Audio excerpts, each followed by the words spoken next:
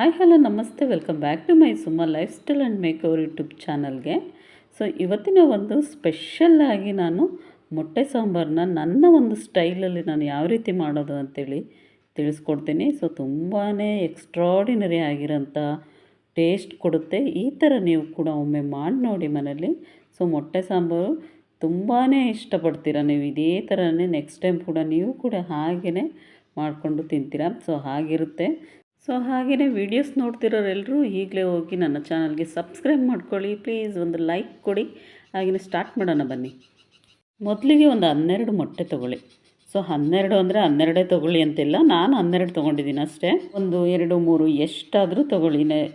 ನಿಮಗೆ ಎಷ್ಟು ಬೇಕಾಗುತ್ತೋ ಅಷ್ಟು ಮೊಟ್ಟೆ ತೊಗೊಳ್ಳಿ. ಇಷ್ಟೇ ತೊಗೋಬೇಕು ಅಂತ ಏನಿಲ್ಲ. ಸೊ ಮಾಡೋ ಮೆಥಡ್ ಇದೇ ಥರ ಇದ್ದರೆ ಸಾಂಬಾರು ತುಂಬಾ ಟೇಸ್ಟಾಗಿರುತ್ತೆ. ಸೊ ಇವಾಗ ಒಂದು ಕಾದಿರೋ ಒಂದು ಹಂಚಿಗೆ ನಾನು ಒಂದು 3 ಈರುಳ್ಳಿನ ಈ ರೀತಿ ಕಟ್ ಮಾಡಿ ಹಾಕ್ತಾಯಿದ್ದೀನಿ. ಇದನ್ನು ಚೆನ್ನಾಗಿ ಹುರ್ಕೋಬೇಕು ಮೊದಲಿಗೆ. ಇದ್ರ ಜೊತೆಗೇ ನಾನು ಬೆಳ್ಳುಳ್ಳಿನ ಹಾಕ್ತಾಯಿದ್ದೀನಿ. ಒಂದು 3-4 ಗಡ್ಡೆ ಆಗೋವಷ್ಟು ಬೆಳ್ಳುಳ್ಳಿನ ಹಾಕಿಬಿಟ್ಟು ಒಂದು ಸ್ವಲ್ಪ ಆಯಿಲ್ ಹಾಕಿ ಈ ರೀತಿಯಾಗಿ ಚೆನ್ನಾಗಿ ಸ್ವಲ್ಪ ಬ್ರೌನ್ ಕಲರ್ ಬರೋವರೆಗೂ ಈ ರೀತಿ ಫ್ರೈ ಮಾಡ್ಕೊಳ್ಳಿ. ಇವಾಗ ಇದು ಆಗಿದೆ. ಇವಾಗ ಸೈಡಿಗೆ ಒಂದು ಪಕ್ಕದಲ್ಲಿರೋ ಪ್ಲೇಟಿಗೆ ಹಾಕಿ ಎತ್ತಿಡೋಣ. ನಂತರ ಅದೇ ಒಂದು ಹಂಚಿಗೆ ಇವಾಗ ನಾನು ಒಂದು ಅರ್ಧ ಹೋಳು ಕಾಯಿನ ಹಾಕ್ತಾಯಿದ್ದೀನಿ. ಹಸಿಕಾಯಿನ ಹಾಕ್ಬಿಟ್ಟು ಚೆನ್ನಾಗಿ ಇದನ್ನು ಕೂಡ ಹುರ್ಕೊಳ್ಳಿ. ಜೊತೆಗೇ ಚಕ್ಕೆ ಏಲಕ್ಕಿ ಲವಂಗನ ಹಾಕಿಬಿಟ್ಟು ಈ ರೀತಿಯಾಗಿ ಫ್ರೈ ಮಾಡ್ಕೊಳ್ಳಿ ನೀಟಾಗಿ. ಇದಾಗಿದೆ. ಇವಾಗ ಇದನ್ನು ಕೂಡ ಅದೇ ಒಂದು ಪ್ಲೇಟಿಗೆ ಹಾಕಿ ಎತ್ತಿಟ್ಬಿಡಿ. ಇವಾಗ ನೆಕ್ಸ್ಟ್ ಇದೇ ಒಂದು ಹಂಚಿಗೆ ಟೊಮೊಟೊನ ಹಾಕ್ಬಿಟ್ಟು ಫ್ರೈ ಮಾಡಿ. ಒಂದು 2 ಟೊಮೊಟೊನ ಈ ರೀತಿ ಕಟ್ ಮಾಡಿ ಹಾಕ್ತಾಯಿದ್ದೀನಿ.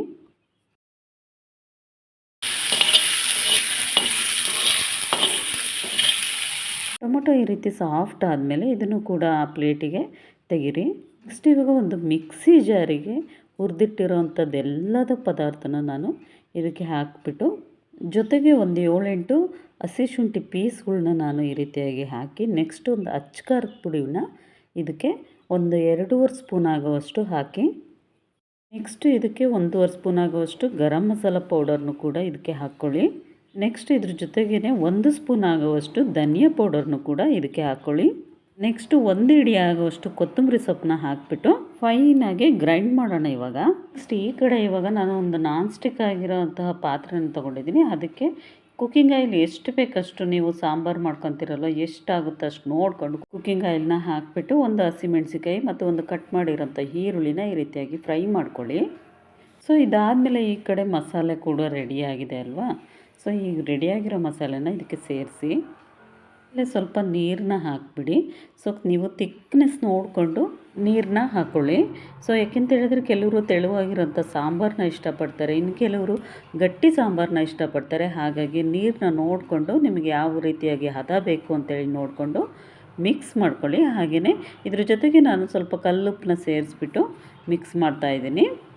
ಇವಾಗ ನೋಡಿ ಲಿಡ್ ಕ್ಲೋಸ್ ಮಾಡಿಬಿಟ್ಟು ಇದನ್ನು ಚೆನ್ನಾಗಿ ಕುದಿಲಿಕ್ಕೆ ಬಿಡೋಣ. ಇವಾಗ ನೋಡಿ ಒಂದು 10 ಮಿನಿಟ್ಸ್ ಆದಮೇಲೆ ನಾನು ಓಪನ್ ಮಾಡ್ತಿದ್ದೀನಿ. ಚೆನ್ನಾಗಿ ಕುದೀತಾ ಇದೆ, ಒಂದು ಒಳ್ಳೆ ಪರಿಮಳ ಬರ್ತಾ ಇದೆ. ಇವಾಗ ನಾನು ಈ ಟೈಮಲ್ಲಿ ಲೋ ಫ್ಲೇಮಲ್ಲಿ ನಾನು ಇಟ್ಬಿಟ್ಟು ಇದನ್ನು ಒಂದೊಂದಾಗಿ ಮೊಟ್ಟೆನ ಹೊಡೆದ್ಬಿಟ್ಟು ಈ ರೀತಿಯಾಗಿ ಡೈರೆಕ್ಟಾಗಿ ಹಾಕ್ತಾ ಇರೋವಂಥದ್ದು. ಯಾವುದೇ ಕಾರಣಕ್ಕೂ ನಾನು ಬೇಯಿಸಿ ಹಾಕ್ತಾಯಿಲ್ಲ ಮೊಟ್ಟೆನ, ಹಾಗೆಯೇ ಡೈರೆಕ್ಟಾಗಿ ಹೊಡೆದ್ಬಿಟ್ಟು ಹಾಕ್ತಾಯಿದ್ದೀನಿ. ಸೊ ಇದನ್ನು ಒಂದು 10 ಮಿನಿಟ್ಸ್ ಆದಮೇಲೆ ನಾನು ಓಪನ್ ಮಾಡ್ತಾಯಿದ್ದೀನಿ ನೋಡಿ. ಸೊ ಯಾವುದೇ ಕಾರಣಕ್ಕೂ ಮೊಟ್ಟೆ ಹಾಕಿದ ತಕ್ಷಣವೇ ನೀವು ಮಿಕ್ಸ್ ಮಾಡಲಿಕ್ಕೆ ಹೋಗಬೇಡಿ, ಹಾಗೆಯೇ ಬಿಟ್ಬಿಡಿ. ಅದು ಅಲ್ಲೇ ನೀಟಾಗಿ ಬೇಯ್ತಾ ಇರುತ್ತೆ. ನಾವು ಬೇಯಿಸಿ ಹಾಕೋದ್ರಿಂದ ಏನಾಗುತ್ತೆ, ಮೊಟ್ಟೆಯಲ್ಲಿರೋಂಥ ಸಾರಿನಲ್ಲಿ ಬಿಟ್ಕೊಳ್ಳೋದಿಲ್ಲ. ಹಾಗಾಗಿ ನಾನು ಈ ರೀತಿಯಾಗಿ ಡೈರೆಕ್ಟಾಗಿ ಹೊಡೆದ್ಬಿಟ್ಟು ಹಾಕ್ತಾ ಇರೋವಂಥದ್ದು. ಸೊ ತುಂಬಾ ಚೆನ್ನಾಗಿರುತ್ತೆ, ತುಂಬ ರುಚಿಯಾಗಿರುತ್ತೆ. ಈ ಥರ ನೀವು ಕೂಡ ಮಾಡಿ ನೋಡಿ. ಸೊ ಸಖತ್ತಾಗಿರುತ್ತೆ ಟೇಸ್ಟ್ ಮಾತ್ರ. ಮುದ್ದೆಗೆ, ಅನ್ನಕ್ಕೆ ತುಂಬಾ ಚೆನ್ನಾಗಿರುತ್ತೆ. ಮೊಟ್ಟೆ ಎಲ್ಲೂ ಕೂಡ ಒಂದು ಕೂಡ ಒಡೆದಿಲ್ಲ, ಹಾಗೇ ಇದೆ. ಸೊ ಹಾಗಾಗಿ ಚೆನ್ನಾಗಿರುತ್ತೆ. ಒಟ್ಟಿನಲ್ಲಿ ಸಾಂಬಾರು ಮಾತ್ರ ಒಂದು ಎಕ್ಸ್ಟ್ರಾಡಿನರಿ ಟೇಸ್ಟನ್ನೇ ಕೊಡುತ್ತೆ. ಸೊ ನೀವು ಕೂಡ ಇದನ್ನು ಮನೇಲಿ ಟ್ರೈ ಮಾಡಲೇಬೇಕು, ಅಷ್ಟು ರುಚಿಯಾಗಿರುತ್ತೆ. ನೋಡಿ ನಾನಿವಾಗ ಸರ್ವ್ ಮಾಡ್ತಾಯಿದ್ದೀನಿ ಬಿಸಿ ಅನ್ನಕ್ಕೆ. ತುಂಬಾ ಚೆನ್ನಾಗಿತ್ತು ಊಟ ಮಾತ್ರ ನೈಟು. ನಿಮಗೆಲ್ರಿಗೂ ಈ ವಿಡಿಯೋ ಇಷ್ಟ ಆಗಿದ್ದರೆ ಮಾತ್ರ ಸಬ್ಸ್ಕ್ರೈಬ್ ಮಾಡ್ಕೊಳ್ಳಿ, ಲೈಕ್ ಮಾಡಿ, ಶೇರ್ ಮಾಡಿ, ಹೀಗೇ ಸಪೋರ್ಟ್ ಮಾಡ್ತಾಯಿರಿ. ಓಕೆ, ನೆಕ್ಸ್ಟು ಮುಂದಿನ ಒಂದು ರೆಸಿಪಿಯೊಂದಿಗೆ, ಒಂದು ಸ್ಪೆಷಲ್ ರೆಸಿಪಿಯೊಂದಿಗೆ ಮತ್ತೆ ಸಿಗ್ತೀನಿ ಫ್ರೆಂಡ್ಸ್. ಹೀಗೆ ಸಪೋರ್ಟ್ ಮಾಡ್ತಾಯಿರಿ ಎಲ್ಲರೂ. Take care.